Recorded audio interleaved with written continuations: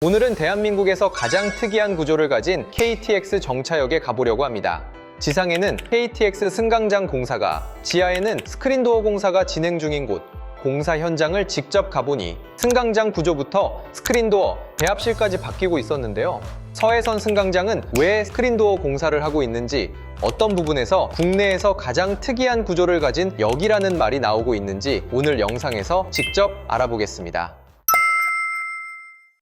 초지역은 앞으로 서로 다른 KTX 노선이 수직으로 교차하고 환승까지 가능한 역이 될 예정입니다. 사실 KTX가 수직으로 지나가는 역 자체는 이미 존재하는데요. 대표적으로 경기도 성남시에 위치한 성남역이 있습니다. 다만 성남역은 고속열차가 단순히 지나가기만 할 뿐 정차하지는 않았습니다. 반면 초지역은 상황이 조금 다른데요. 이곳은 KTX 환승 수요를 고려해 지상과 지하에 각각 다른 KTX 열차가 정차하게 된다고 합니다. 특히 이번에 가장 주목할 구간은 바로 서해선 초지역인데요. 보통 KTX 정차역은 별도의 고속철도 승강장을 새로 만드는 경우가 많습니다. 하지만 초지역은 조금 특별합니다. 서해선 전동차가 정차하는 승강장에 KTX 이음이 함께 들어오게 되는데요. 반대로 지상에는 우리가 일반적으로 보는 KTX가 정차하게 됩니다. 즉, 하나의 수도권 전철역에서 서로 다른 고속철도 노선이 지상과 지하로 교차하는 독특한 구조가 만들어지는 것입니다. 운행하는 열차에도 차이가 있습니다. 지하에 위치한 서해선 승강장에는 지역 간 연결에 초점을 둔 KTX 이음이 다니게 될 예정이고요. 지상에 위치한 인천발 KTX 승강장에는 지역 거점을 빠르게 연결하는 KTX 산천과 KTX 청룡이 투입될 예정이라고 합니다. 그런데 왜 초지역에는 서로 다른 KTX 열차가 들어오게 되는 걸까요? 결론부터 말씀드리면 두 노선의 성격과 선로 최고 속도가 다르기 때문에 각 노선에 맞는 열차가 따로 투입되는 것이라고 보시면 됩니다. 우선 지상으로 들어오는 노선은 인천발 KTX입니다. 이 노선이 개통하게 되면 초지역에서 대전, 부산은 물론 익산과 광주, 목포 같은 대한민국 주요 거점 도시까지 환승 없이 이동할 수 있게 되는데요. 이 구간에는 KTX 산천과 KTX 청룡 투입이 유력한 상황입니다. 이 열차들은 최고 시속 300km급 고속주행에 최적화된 차량으로 개통 이후에는 부산과 목포까지 3시간 내로 이동이 가능하게 됩니다. 반대로 지하로 들어오는 노선은 KTX 이음입니다.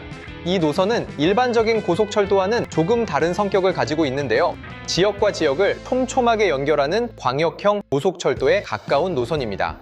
최고 속도는 시속 260km급으로 일반 KTX보다 다소 느리지만 가속 성능이 뛰어나고 정차역이 많은 것이 특징입니다. 이 노선이 개통하게 되면 일명 철도판, 서해안고속도로 역할을 하게 될 전망인데요. 앞으로는 홍성과 대천, 군산 방면까지도 환승 없이 이동할 수 있다고 합니다. 현장에 직접 가보니 초지역은 사실상 역 전체가 공사장이라고 해도 될 정도였습니다. 그 중에서도 4호선 승강장은 기존과 비교해 상당히 많은 부분이 달라지고 있었는데요. 5월 14일 기준으로는 천장 마감 작업이 한창 진행 중이었고 대합실 역시 인테리어 공사가 계속 이어지고 있는 상황이었습니다. 선로 구조도 크게 바뀌고 있었습니다. 기존의 상대식 승강장 구조에서 KTX 정차가 가능한 이면 사선 구조로 확장되고 있었는데요. 쉽게 말하면 기존 전동열차는 중앙 본선을 그대로 이용하고 KTX는 부본선으로 들어오는 형태가 되는 것입니다. 승강장 높이에도 차이가 있었습니다. KTX가 정차하는 외선 쪽에는 저상홈, 4호선과 수인분당선이 정차하는 내선 쪽에는 고상홈이 설치되고 있었는데요. 이는 KTX 청룡의 경우 고상홈 대응이 가능하지만 기존 KTX 산천은 저상홈 기준으로 제작되었기 때문입니다. 또한 승강장에는 경사로도 함께 설치되고 있었는데요. 휠체어 이용객 등 교통약자를 고려해 두 승강장 사이를 이동할 수 있도록 했습니다. 대합실 역시 자세히 보면 달라진 부분이 꽤 많았습니다. 특히 새롭게 설치된 게이트와 함께 기존 안산선 역사에서는 보기 어려웠던 붉은 타일 형태의 디자인도 적용되고 있었는데요.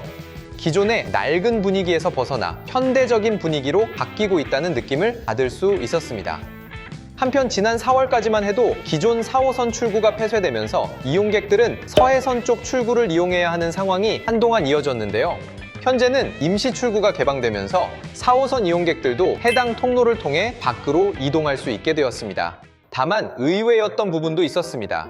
서해선 KTX 승강장과는 달리 4호선 초지역 승강장에서는 스크린 도어를 새롭게 교체하거나 추가 설치하는 모습은 확인할 수 없었는데요.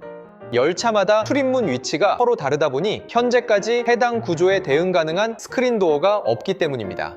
대신 현재는 KTX 정차를 위한 승강장 구조 개량과 대합실 개선 공사에 초점이 맞춰진 것으로 보였습니다. 현재 해당 사업은 2026년 12월 개통을 목표로 공사가 진행 중이며 2026년 3월 말 기준 전체 공정률은 약 70%부터 80%까지 수준이었는데요. 현재 수인선과 경부고속선을 연결하는 핵심 공사가 마무리되면 오는 8월부터는 종합 시운전도 예정되어 있다고 하네요. 다음으로 서해선 초지역입니다. 이곳에서 가장 눈에 띄는 부분은 바로 새롭게 설치되고 있는 간이안전문이었는데요. 처음 보면 일본 지하철에서 자주 보던 형태와 꽤 비슷하다는 느낌이 들었습니다. 그런데 이곳에서 승강장 공사가 진행되는 이유가 있다고 합니다. 바로 기존 서해선 전동차 기준으로 설치된 스크린도어가 KTX 이음과 호환되지 않는 문제가 있었기 때문인데요. 기존 스크린도어는 일반 전동차 출입문 위치에 맞춰 설계되어 있다 보니 KTX 이음의 일부 출입문과 위치가 맞지 않는 문제가 발생한 것입니다. 그렇다면 김포공항역은 처음부터 KTX 이음 겸용 스크린도어를 설치했는데 초지역과 대곡역은 다시 공사를 하게 된 걸까요? 가장 큰 이유는 KTX 정차가 확정된 시기가 달랐기 때문입니다. 김포공항역의 경우 서해선 개통 초기부터 KTX 정차역으로 계획되어 있었는데요. 따라서 시공 단계부터 일반 전동차와 KTX 정차가 가능한 겸용 스크린도어가 설치되었습니다. 반면 초지역과 대곡역은 상황이 조금 달랐습니다. 이 두 역은 일반 광역전철만 정차하는 역으로 계획되어 있었기 때문에 스크린도어 설치까지 모두 끝난 상태였는데요. 하지만 이후 서해선 KTX 이음 정차역이 추가로 정해지면서 기존 스크린도어와 호환이 되지 않는 문제가 발생하게 된 것입니다. 5월 14일 기준으로는 초지역과 대곡역 모두 스크린도어 개량 공사가 진행되고 있었는데요. 현재로서는 먼저 공사가 시작된 대곡역 쪽이 조금 더 진척도가 빠른 모습이었습니다. 반면 서해선 초지역은 원시 방면 승강장에 우선 공사가 진행되고 있었으며 반대편 승강장 역시 공사 진행 상황에 맞춰 순차적으로 시공될 예정이라고 합니다. 그래서인지 초지역과 대곡역은 간이안전문 구조에서도 차이점을 확인할 수 있었는데요. 가령 대곡역은 한 방향으로 문이 열리는 구조였다면 초지역은 양쪽으로 동시에 열리는 좌우 개폐식 구조를 채택한 것이 특징이었습니다. 또한 경고등이 설치된 점은 동일했지만 초지역은 각 출입문 위치마다 수동 개폐 장치가 추가되어 있다는 차이점도 있었습니다. 이는 문이 닫히지 않거나 비상 상황이 발생했을 때 직접 조작할 수 있도록 만든 장치인 것으로 보입니다. 한편 기존 스크린도어 역시 철거 및 개량 작업이 진행되고 있었는데요. 현재는 강화 유리가 제거된 상태였고 LED 영명 표지판 역시 탈거된 모습이었습니다. 또 일부 구간에서는 기존 스크린도어 상부 구조물이 철거된 모습도 확인할 수 있었습니다. 한편 승강장 진행 방향 앞쪽으로 가보면 바리게이트 형태의 가림막으로 출입을 막아둔 모습도 볼 수 있었는데요. 반대로 뒤쪽에는 안전관리 요원들이 대기할 수 있는 별도 휴식 공간도 마련되어 있었습니다. 특히 1-1번부터 1-3번까지는 일반 승객과 동선을 분리해둔 모습이었는데요. 승강장 안쪽으로는 진입하지 못하도록 경고 조명을 설치해둔 것이 특징이었습니다. 아울러 스크린도어 전체를 직접 제어할 수 있는 수동 조작 장치가 설치된 것도 확인할 수 있었습니다. 한편 현재의 초지역은 공사가 한창 진행 중인 만큼 이용객 입장에서는 불편한 부분도 적지 않았는데요. 가장 큰 문제는 동선 변화였습니다. 기존에는 승강장 중간에서 바로 출구로 나갈 수 있었지만 현재는 일부 계단과 엘리베이터가 폐쇄되면서 서해선 환승 통로를 거쳐야만 이동할 수 있는 구조로 바뀌었습니다. 문제는 이 환승 통로가 승강장 끝쪽에 위치해 있다는 점인데요. 이 때문에 승객들이 한쪽으로 몰리는 모습도 확인할 수 있었습니다. 현재로서는 공사 중인 대합실과 계단 공사가 마무리되어야 이용객 불편도 어느 정도 해소될 것으로 보입니다.